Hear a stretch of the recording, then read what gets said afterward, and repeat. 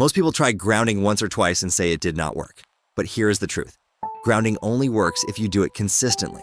And in the next few minutes, I will show you why inconsistency is the biggest mistake that stops people from feeling the real benefits. Think about it like working out or eating healthy. You would never expect to go to the gym once and suddenly get stronger, or eat one healthy meal and completely transform your health. Grounding works the same way. The benefits build with daily practice, not one-time experiments. So first, let's talk about what grounding is. Grounding, also called earthing, simply means making direct physical contact with the earth. It could be walking barefoot on grass, lying on the beach, or even using a conductive mat indoors. The idea is that the earth carries a subtle negative electrical charge. When your body connects with it, free electrons may flow into your system. These electrons act like antioxidants, reducing the free radicals that drive stress and inflammation. That is the science in a nutshell, but here is the key. The benefits of grounding only show up if you stick with it long enough to let the science work. Researchers have tested grounding in different ways, and what the studies show is that the benefits only really come when you do it consistently, not just once in a while. One of the earliest and most important studies was done by Galey and Teplitz in 2004. They asked people to sleep on grounded bed sheets for 8 full weeks. Not one night, not a weekend, 8 weeks. The results were dramatic. Their cortisol levels, which are your main stress hormones, shifted into a normal daily rhythm. That means the spike of cortisol in the morning that gives you energy, and the steady decline throughout the day that prepares your body for rest. People reported sleeping deeper, waking up more refreshed, and even having less pain. But it did not happen overnight. It took weeks of repeated grounding before the body began to reset. Now think about inflammation and recovery. In 2015, biophysicist James Oshman and his team published a review of multiple studies on grounding. The evidence showed that grounding reduced inflammation markers and sped up muscle recovery after workouts or injuries. Athletes who grounded regularly noticed less soreness and faster bounce back. This is important because inflammation is linked to nearly every chronic disease. Arthritis, heart disease, diabetes, even brain fog are tied to inflammation. The fact that grounding may lower it means real long-term health potential, but only if you keep it up. Another key study came from Gaëtan Chevalier in 2013. He found that just 2 hours of grounding could thin the blood and improve circulation. That is huge, because thicker blood means more strain on the heart and higher risk of clots or strokes. But Chevalier himself pointed out something critical. A 2-hour session shows immediate changes, but the real cardiovascular benefit would only happen if someone grounded daily or weekly over the long term. And then there is the nervous system. Grounding has been shown to improve heart rate variability, or HRV. This is one of the best ways to measure resilience against stress. High HRV means your body can switch smoothly between fight or flight mode and rest and recovery mode. Low HRV means you are stuck in stress, always on edge. Grounding helps improve HRV when you do it consistently, just like meditation or mindfulness training. It is not a one-time fix, but a gradual strengthening of your body's natural balance. So when you put this all together, the pattern is clear.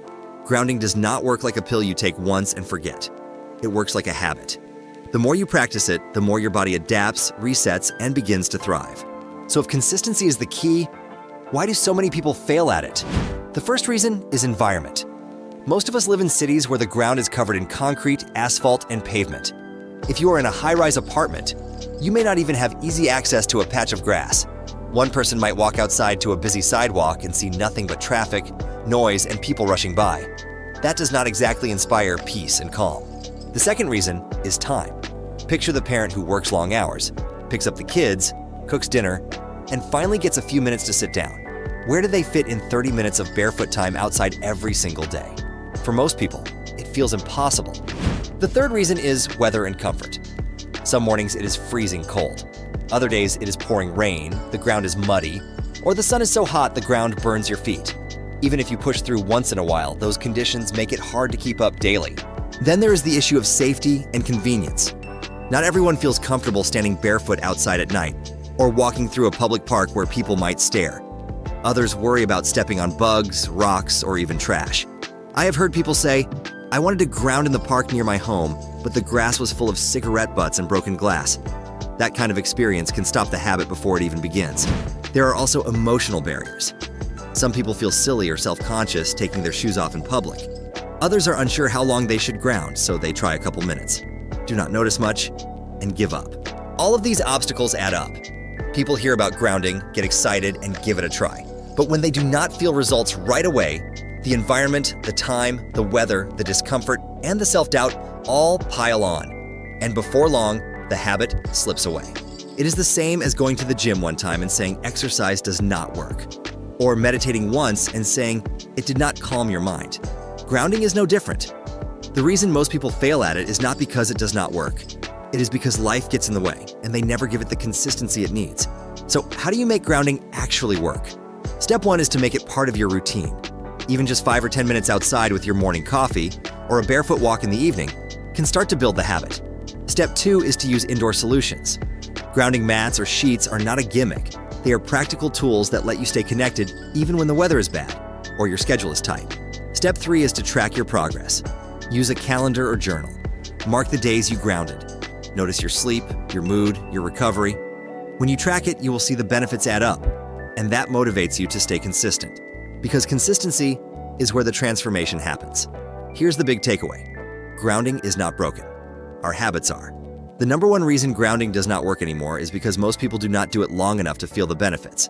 But when you stay consistent, the science shows that grounding can calm your stress, restore your sleep, reduce inflammation, and help your body return to balance. If you want help making grounding part of your daily routine, I created a free resource just for you. It is called Grounding in the Modern World: Why Barefoot is Not Enough Anymore. Inside, you will discover simple and practical ways to stay consistent with grounding, even if you live in a city, even if the weather is bad, and even if your schedule feels overwhelming. Tap the link in the description to download your free copy today. Do not let inconsistency keep you from sleeping better, stressing less, and boosting your energy naturally.